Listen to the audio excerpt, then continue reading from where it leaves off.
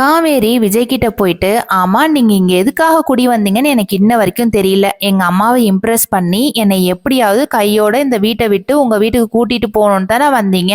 ஆனா மேலும் மேலும் எங்க அம்மாவை இன்னும் டென்ஷன் படுத்திட்டு தான் இருக்கீங்க. நீங்க இதே மாதிரியே பண்ணிட்டு இருந்தீங்கன்னா எங்க அம்மா இந்த ஜென்மத்துக்கு உங்க வீட்டுக்கு விட மாட்டாங்கப்பா. அதுக்கப்புறம் உங்க கையில தான் இருக்கு. எனக்கு ஒரே ஒரு டவுட் தாங்க, எப்பங்க உங்க பொண்டாட்டியை ஏத்துக்கிட்டீங்க? இப்பதானே ஏத்துட்டு இருந்திருப்பீங்க எங்க அம்மா கூட்டிட்டு வந்ததுக்கு அப்புறம். காவேரி, நீ என்னை வந்து அப்படி நினைச்சிட்டியா?